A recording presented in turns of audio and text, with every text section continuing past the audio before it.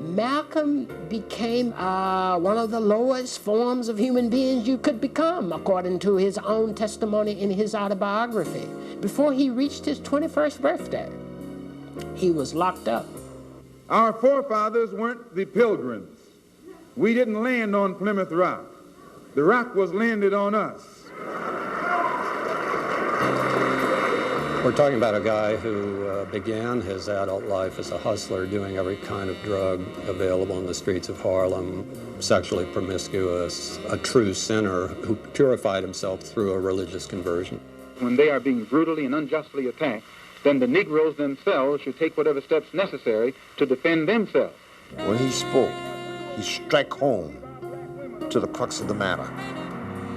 He'd hit you with the truth, just like someone would hit you in the head with a blunt instrument and bat your head open. We must have separation in order to be equal. We must have separation in order to have freedom. We must have separation in order to have justice.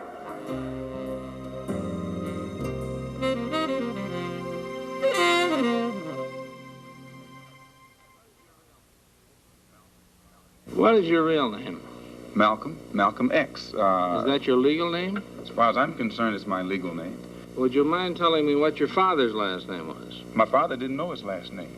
The last name of my forefathers was taken from them when they were brought to America and made slaves. And then the name of the slave master was given, which we refuse. We reject that name today. You mean you won't even tell me what your father's supposed last name was or gifted last name was? I never acknowledge it whatsoever. Although he did not acknowledge his given name in later life, he was born Malcolm Little on May 19, 1925 in Omaha, Nebraska. He was the fourth child of Louise and Earl Little. Earl was from Georgia, Louise from Grenada. Earl, a Baptist minister, worked in construction to feed his growing family. Malcolm's childhood was heavily influenced by his parents' involvement in Marcus Garvey's Black separatist movement. Garvey preached that to survive, blacks must form their own nation outside the United States and separate from whites. The Garvey movement largely represented blacks who were not professionals, not largely lawyers and doctors. At least they were not prominent so much.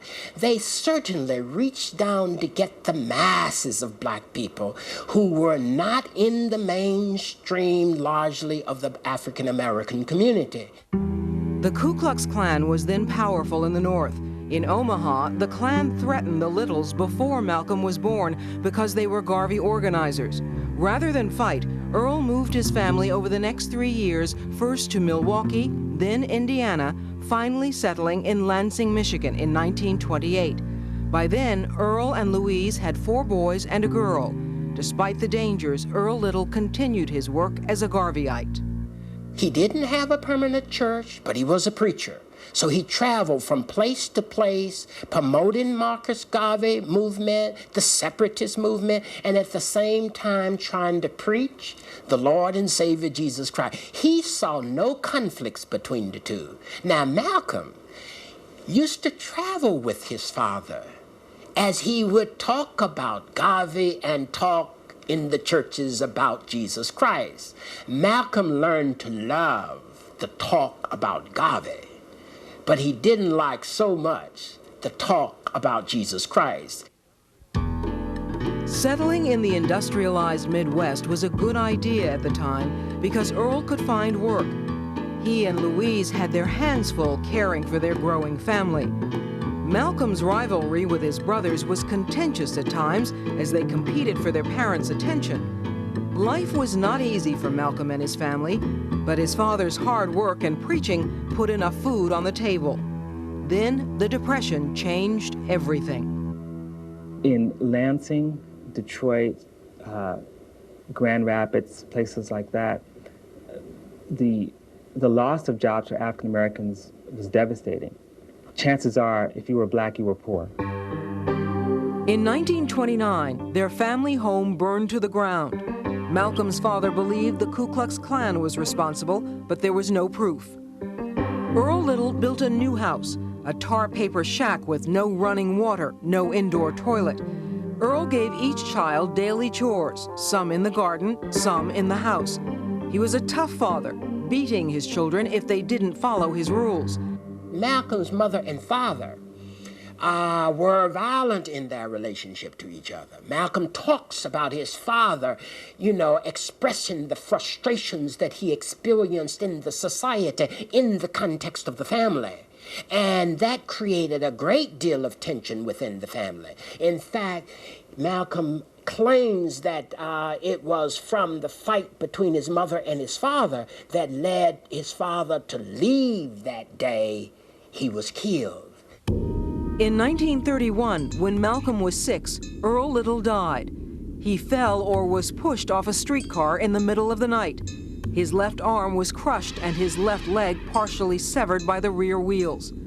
Although officials said the death was accidental, Malcolm believed his father had been killed by the Ku Klux Klan because of his separatist views. But Malcolm never talked publicly about his father's death. This particular experience left the family destitute, and so Malcolm grew up in a very difficult situation in which he had very little reinforcement for his self-esteem in the environment in which he lived. In the 1930s, none of the 7 children had enough to eat. Stale bread, wild onions, and dandelion leaves were often the only food. At school, Malcolm ate alone, rarely joining the other kids for lunch. For Malcolm, going to a predominantly white school, for example, feeling alienated from the dominant culture, feeling as if he really had very few friends and his white friends pretty much shunned him, that could have a deep psychological effect on Malcolm. He was tall, handsome, red-haired, light-skinned, different, even within his family. Much of the color symbolism was reflected in the context of that family. Malcolm's mother was very light complexion. And so Malcolm's father was a very dark complexion man. So the children's were mixed. Some were dark, some were light. Malcolm was a light red, very much like his mother in color. So his mother was hard on him. She wanted Malcolm to get in the sun and put some black on him. Malcolm became a troublesome child after his father's death. His mother found it hard to supervise her family alone. Though Malcolm was a good student, he became a disciplinary problem, and he was moved from school to school. But despite all that, in the 7th grade, he was voted class president. Years later, Malcolm realized this was his first experience with tokenism. Being the only African American or one of a few also makes you an exotic. He did get a lot of attention, and people noticed him wherever he went. It's also an unusual situation to be not only young, black, poor, in a predominantly white community, but to be as intelligent and as articulate as he was, which made him, in some respects, an automatic leader even among his peers. Because his teachers found him so hard to handle, in the 8th grade, Malcolm was placed in a white foster home in Mason, Michigan. The authorities thought new surroundings would calm him. Soon he was first in his class, but his desire to achieve, to be somebody, quickly faded. In fact, when he was in the 8th grade, the incident that forced him to drop out of school, embarrassed him, made him feel like he was not important, was when his teacher asked him what he wanted to be when he would grow up. And he said he wanted to be a lawyer, an attorney.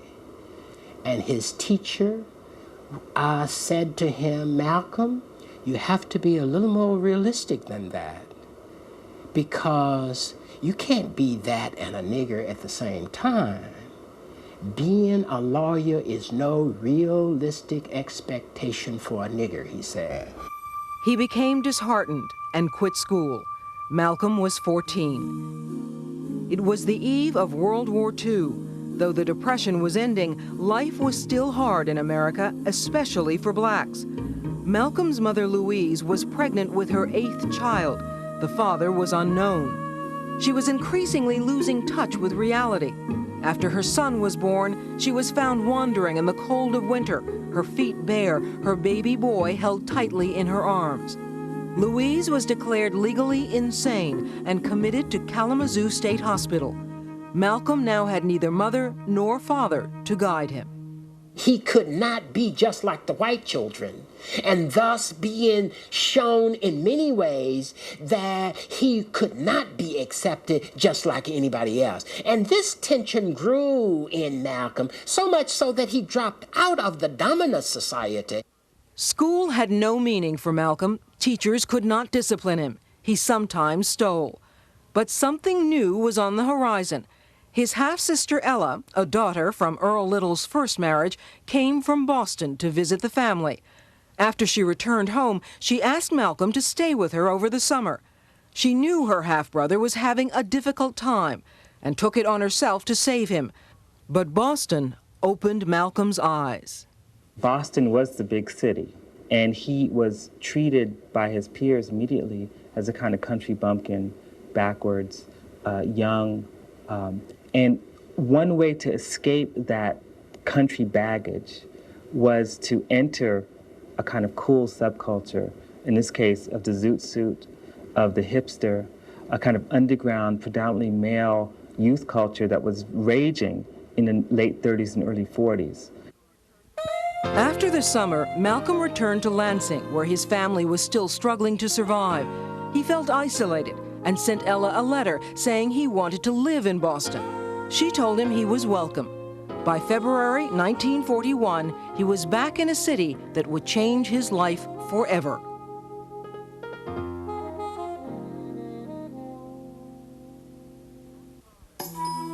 After the death of his father, his mother's confinement in an insane asylum, and his increasing loneliness as one of the few blacks in East Lansing, 15-year-old Malcolm was anxious to return to the predominantly black Roxbury section of Boston. Once there, he gave his sister Ella more problems than she could handle. She literally went around the streets looking for him, because, he came to Boston, like he was a country boy. And he, of course, had to do a lot of ducking and dodging because there were a lot of relatives who lived in Boston at that time. And he just, just became completely dazzled by everything and wanted to get out there. Malcolm wanted to be like the blacks at the dance hall, the ballroom hall. He wanted to be like the blacks who were not ashamed of who they were and who lived in the underworld, and he became a part of it. When you go to a place like the Roseland Ballroom, for example, they were packed full of young people, men dressed in zoot suits, young women who sort of identified with the hipster culture. Malcolm bought a colorful zoot suit. Then he took the painful, fashionable step of conking his hair, straightening it using lye, raw potatoes, and eggs. He was starting a new life. Though Ella wanted him to be a lawyer, to go into business, Malcolm's thoughts were elsewhere. After years as an outsider, Malcolm had finally found a place where he belonged. They embraced him because, one, he was articulate. They embraced him because he ended up being a very good dancer. He was stylish. He was able to put on a suit of clothes and look like a changed person, a brand new person, and step out of his background and into kind of a whole new world.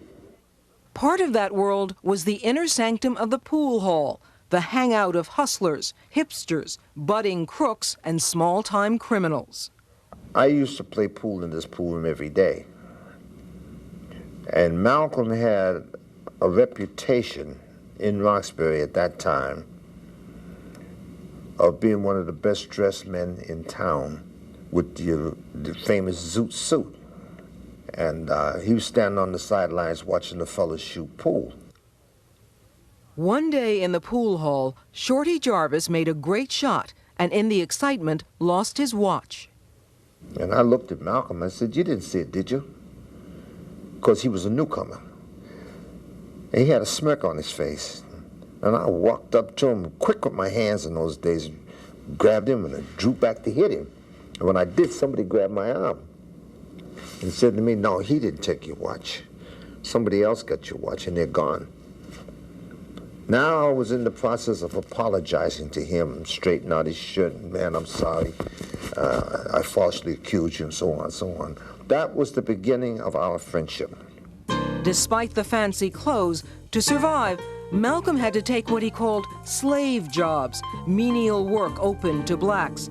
He worked as a kitchen porter on the New Haven Railroad, bussed tables, swept floors.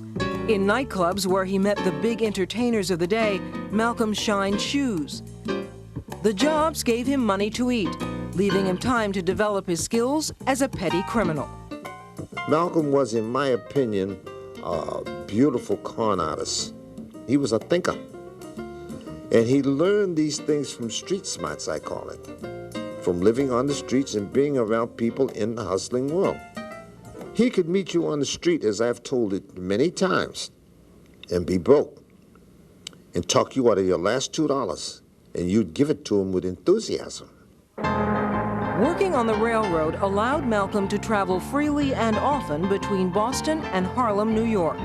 Now, Harlem was the capital of not just the hipster culture, the capital of the black world. And so going to Harlem for Malcolm was like going to Harlem for a lot of African Americans. It was entering the most exciting place you can possibly be. Malcolm, already part of Boston's subculture, became part of Harlem's thriving underground economy. He moved into pimping, steering white men to black prostitutes. During World War II, Malcolm was a petty stick-up man, ran numbers, sold marijuana. He frequented jazz clubs, was a small-time pusher, and used every drug he could find. Clubs where jazz was performed were places of exchange for drug dealers and users. And so the whole world that surrounded Malcolm was also one infested with drugs. And so it was hard for him to escape that possibility. In spite of the lure of Harlem, Malcolm always returned to Boston, to Roxbury, where he was admired for his flashy clothes and his charismatic personality. He was like a Romeo, and I say that. The girls were all after him. He was the type of person that when he walked down the street, he would command attention. With that blood red hair he had, and with that zoot suit on, the girls were all in love with him. During Christmas 1945, Malcolm, in constant need of new thrills, went on a spur-of-the-moment robbery spree in Cambridge with Jarvis and 3 white women, one of whom was Malcolm's girlfriend. We went out stealing for 2 weeks for a fun, kid. Somebody in the gang said, oh, let's go out and break in somebody's house for fun, being adventurous as young people like to be. We certainly wasn't doing it for money. We were making our own livelihoods in our own rights. So for fun for 2 weeks, and after 2 weeks we stopped. Malcolm was eventually arrested when he attempted to buy back a watch he had pawned. The gang was caught, indicted, and tried in early 1946. Malcolm and Shorty could not make bail and were kept in a cage inside the courtroom. Jarvis said the detectives and prosecution were furious that white girls were socializing with black men. They tried to get the girls to say that we had raped them. The girls wouldn't hear that because they knew better. They sentenced the girls to 5 years in a reformatory and gave them a suspended sentence and set them free. But Malcolm Little, not yet 21, and Malcolm Jarvis were given up to 10 years in prison. We were not hardened criminals. We didn't feel that we deserved that kind of time as first offenders. So we were given that time mostly because of our associating with white girls. It was very difficult for Malcolm not to be put in jail and not to get in trouble with the law because of the context of the world in which he was living. And it was in prison that his life was transformed. In jail, Malcolm made a pact with Jarvis that they would learn everything they could and not come out, in Jarvis's words, as stupid and dumb as we went in. Life in prison was like nothing they had ever known. The cell you lived in was 6 by 12.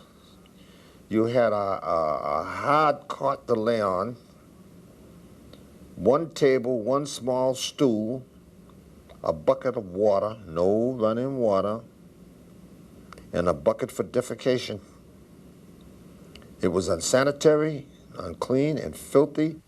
So with years of time on their hands, the two friends sat, studied, and read long into the night until their eyes burned. Malcolm educated himself, sharpening his skills as a debater and speaker. While he was in prison, Malcolm's brothers, Wilfred and Filbert, had become members of the Nation of Islam, a small black separatist movement in Detroit led by Elijah Muhammad, a one-time follower of Marcus Garvey. Malcolm's brothers urged him to convert, saying they'd found a religion, a way of life that offered survival. At first, Malcolm resisted. Then he relented. His life was transformed. He saw Christianity as the white man's religion, as the religion of black people who wanted to become like white people. But here in the black Muslim, the Nation of Islam, he encountered a religion that reinforced his identity as a black person and enabled himself to love himself as a black person. He didn't have a particular love for white people, and they used to call him Satan at one time because they thought he was evil. A lot of the white inmates especially used to call him that. In 1952, after 6.5 years in prison, Malcolm Little was released on parole wearing a $10 suit. He moved to Michigan to be with his older brother Wilfred. In Detroit, he would once again transform himself.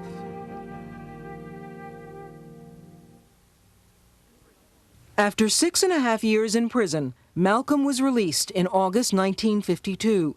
He went to Detroit, where his brother Wilfred found him a construction job. He joined the Nation of Islam's mosque. He worked hard to gain acceptance, to earn his X, his new name for his new life as a black Muslim, to replace the slave name imposed on his forefathers. Malcolm soon went to Chicago, the headquarters of the Nation of Islam, where he met with Elijah Muhammad and officially became Malcolm X. His religious conversion was complete.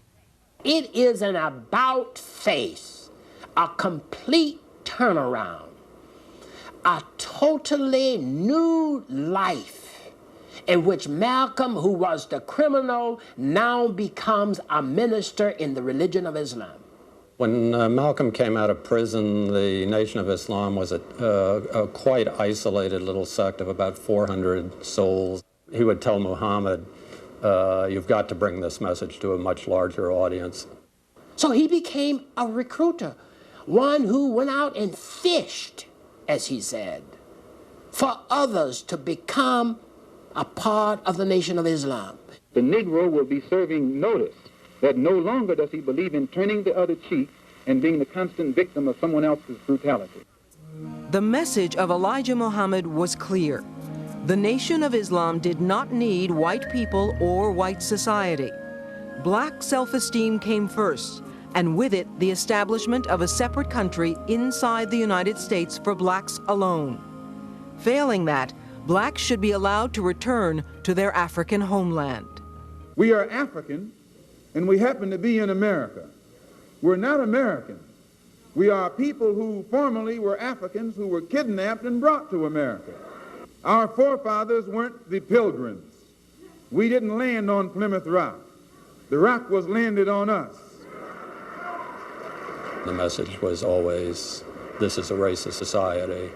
White folks are not going to rescue you. Forget about the civil rights movement. Forget about the civil rights legislation. You will never get real freedom and recognition between black and white people in this country without destroying the country. It was a message that terrified white America and was too extreme for most black Americans, who saw the more moderate civil rights movement growing. In 1954, in Brown versus the Board of Education, the Supreme Court said public schools must be integrated. In 1955, Rosa Parks started the Montgomery bus boycott by refusing to move to the back of the bus. Martin Luther King Jr. at 26 began his rise as a leader in the push toward integration. The Negro citizens of Montgomery, Alabama will return to the buses on a non-segregated basis. Meanwhile, the Nation of Islam struggled to win converts. Malcolm became the chief evangelist for the Nation of Islam, and he would go from city to city with great success. As a reward, Elijah appointed Malcolm head of Temple 7 in New York, and he became the national representative for the Nation of Islam. And is regarded very highly as the number 2 person in the Nation of Islam. And it will be being regarded as the number 2 person that will eventually lead to all kinds of jealousy within the movement. Elijah regarded Malcolm as a son and told him he should marry for the good of the movement. In January 1958, at age 32, Malcolm wed Betty Saunders, who had gone to college and was planning to become a nurse. They moved to a small house in East Elmhurst, Queens, owned by the Nation of Islam. In November of that year, Atala, the first of their 6 daughters, was born. Malcolm was a caring father, a good husband, but he was almost never home. His missionary work and message came first. Blacks have been deprived for hundreds of years. It's time to take a stand. In the areas of the country where the government has proven itself unable or unwilling to defend the Negroes when they are being brutally and unjustly attacked, then the Negroes themselves should take whatever steps necessary to defend themselves. Because of Malcolm's efforts and his personal charisma, the movement was growing fast. Malcolm was very easy to grab hold to because Malcolm was John Wayne. Malcolm was all the things in the movie that we saw about our heroes. Our heroes didn't take nothing from nobody, and they always had the best lines. Tall, lean, handsome, magnetic, a brilliant smile, dazzling smile. Malcolm was everywhere. He debated on college campuses, made speeches on street corners, appeared on radio and television. The more Malcolm saw of America, the more his philosophy began to change. For Elijah Muhammad, the movement was strictly religious. Allah would be the one that would punish the white devil. Malcolm, however, did not want to wait on God. It was the start of the rift between Malcolm and the Nation of Islam. But there was something on the horizon that would widen the split further. Malcolm discovered that Elijah might have fathered as many as 8 illegitimate children. He thought if the story got out, it could seriously hurt the movement. He called fellow ministers he trusted to warn them of the danger. All 3 of the people he told immediately blew the whistle on him, called headquarters in Chicago and said, Malcolm is blaspheming against the messenger. He was the object of a lot of jealousy, so I think those people were motivated partly by jealousy. One of them was Louis Farrakhan. Malcolm's finding out that Elijah Muhammad was actually the biggest hypocrite of all was quite devastating to him. It took the very foundation upon which he was standing out from under his feet. His access to Elijah became limited. He was rarely quoted in Muhammad Speaks, the newspaper he created. But despite his problems, Malcolm continued preaching the gospel of the Nation of Islam. Give us a chance to solve our own problem among ourselves on some land of our own, instead of continually trying to force us into white society, where the white society knows we're absolutely not wanted. Now, Malcolm did not see how you could get freedom for African Americans by trying to be like white people. He did not see that whites would ever accept us fully as human beings. So for him, he didn't see why it is that the civil rights movement fought so hard to be integrated at the lunch counter for a cup of coffee because he felt that a cup of coffee was a small price to pay for 250 years of slavery. As the civil rights movement gained momentum, the Nation of Islam remained on the sidelines, unyielding in its dreams of separatism. Though Malcolm kept his religious faith, he was moving further toward political activism and inevitably toward a greater confrontation with Elijah Muhammad. Though Malcolm's differences with the Nation of Islam were widening, it was not apparent to outsiders. He was as uncompromising and faithful as ever. The Honorable Elijah Muhammad says that the only solution for the problem is that our people, of which there are now 22 million, be involved in a mass exodus back to our own homeland. Despite adhering to the party line, Malcolm became increasingly isolated from Elijah Muhammad and his inner circle. The assassination of President John F. Kennedy on November 22, 1963, gave the Nation of Islam a way to limit Malcolm's growing influence. Elijah Muhammad did not want anybody talking about the death of Kennedy, the reason being that he was a beloved figure not only in white America but in black America. On December 1st, Malcolm gave a standard speech, but in an unusual departure, he took questions, and his first one was about Kennedy's death.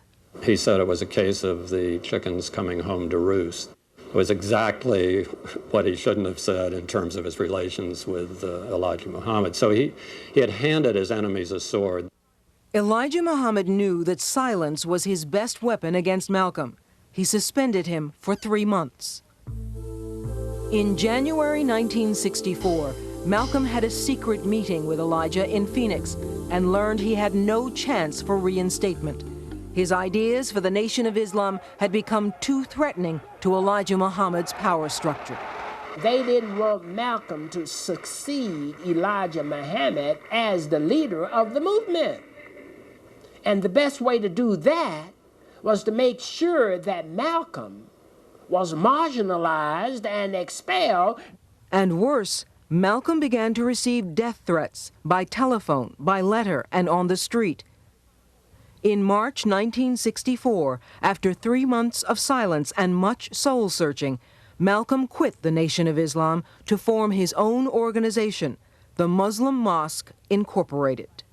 He wants to join the civil rights movement to broaden its scope so as to make it much more militant, infuse some militancy in it. Malcolm brought his new message everywhere with renewed energy. In Washington, during a hearing on civil rights, he accidentally met Martin Luther King Jr. for the only time. The two men merely exchanged greetings. In April, Malcolm delivered a major speech defining his new activism. The ballot is as powerful as the bullet. At least they're both important. And if you don't use the ballot, you're going to have to use the bullet. The Nation of Islam, continuing its purge of Malcolm, filed an eviction notice ordering Betty and their daughters to vacate their home. Malcolm and his family did not leave. Soon afterwards, his sense of religious mission drew him to a once-in-a-lifetime opportunity for a pilgrimage to Mecca. It was a journey that would fundamentally change him. I didn't see any racism. I didn't see any conflict between the people over there because of the colors of their skin or the differences in color of skin. Many in America wanted to believe that Malcolm had modified his extremist views. What most whites wanted Malcolm to say and to do was to act as if racism had been eliminated, and therefore I like all white people. And Malcolm could never say that. In 1964, Malcolm formed the Organization of Afro-American Unity, created to reach out to blacks throughout the world as an expression of brotherhood. Unlike the other leaders of that time, Malcolm X had a foreign policy. He was treated in Africa when he traveled around almost like he was the Secretary of State, you know, from black folks in America to the rest of the world. But to the American government, Malcolm was seen as a revolutionary. Malcolm was a haunted man and a hunted man. Agents of the American government, both of the State Department and the CIA, were monitoring his movements around Africa. He gets home and the climate is tindery hot. Inflammatory articles against Malcolm appeared frequently in the Nation of Islam newspaper, Muhammad Speaks. The most notorious was one written by Louis Farrakhan, then Louis X, who had been a protege of Malcolm's. Malcolm himself described it as a death warrant. In December 1964 and into January 1965, the threats continued. There were even several attempts on his life, assumed by some to be inspired by the Nation of Islam. I said, if you think for one moment that these brothers are not going to try to take you out, you're mistaken. But he knew he was hunted, and he knew his days were numbered, I think. In the early morning hours of February 14, 1965, his home was firebombed and destroyed. Except for a lucky stroke of fate, he and his family, including 4 quite small children, and his wife, who was pregnant with twins, would have died. I really think Malcolm didn't want to die.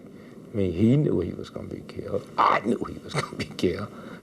Malcolm moved his family and continued his mission, making speeches in Detroit and New York. In the week following the firebombing, observers described him as being very tense.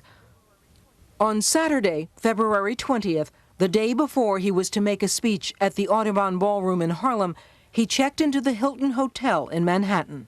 I think he enjoyed the luxuries. He used to kid about it. He'd say, now I know what white folks have been hiding from us all these years. Despite his going into hiding, threatening calls to his home and the hotel did not stop. Sunday morning, Malcolm phoned Dick Gregory in Chicago, wondering if he would be there for the speech. And Malcolm sounded kind of sad. But Malcolm knew something was going to happen, you know. And then I said, I love you. And I would have liked to say, see you when I get back, but I knew better. Before the speech, Malcolm was making plans for a trip south later that week. I went backstage and I was talking to him. And I remember thinking for the first time that he really looked harried. He gets to the lectern, does the traditional Muslim greeting. I heard him say, Assalamu alaikum. Somebody leaps up and says, nigger, get your hands out of my pockets. And then the next thing I heard was the shots. And when I heard the shots, I jumped up and I ran through the doors into the main room. And it sounded to me like literally hundreds of shots. The first blast killed him, riddled his chest. And I heard, people screaming and getting knocked down, and I got knocked down on the floor. 2 more guys come up, one with a Luger and one, I believe, with a .45. And pumped bullets into his dead body, his dying body. So I laid on the floor till I heard the shooting stop. Then I jumped up and I ran down and I jumped on stage. And I saw him, laying there on stage, and someone had pulled his shirt open and I saw the bullet holes in his body. At 39 years of age, on Sunday, February 21st, 1965, Malcolm X was assassinated by 3 men, all members of the Nation of Islam. He died for what he believed in. He believed with his whole heart, soul, and mind in the struggle of the Afro-Americans in this country. 1 week later, thousands would attend Malcolm X's funeral in Harlem. People were stunned by his death. Black America had lost a powerful leader. Born into a life of struggle and uncertainty, Malcolm X lived as a hustler and pimp, then as a fighter for his people, and finally, a man of God. But the controversy sparked by his death would ensure that Malcolm X would not easily be forgotten. Malcolm X was laid to rest in Hartsdale, New York on February 27, 1965. Throughout his life, he remained uncompromising in his expectations for African Americans. For 30 years, the legacy of Malcolm X has been as much a source of controversy as the circumstances surrounding his death. In 1995, the passions and doubts that have smoldered since that time were rekindled. Ever since the black leader Malcolm X was assassinated 3 decades ago, his family has been convinced that the Nation of Islam leader Louis Farrakhan was involved. Farrakhan was certainly a bitter rival, and today one of Malcolm X's daughters has been arrested and accused of trying to arrange for Mr. Farrakhan to be murdered. In 1965, Kabila Shabazz was 4 years old.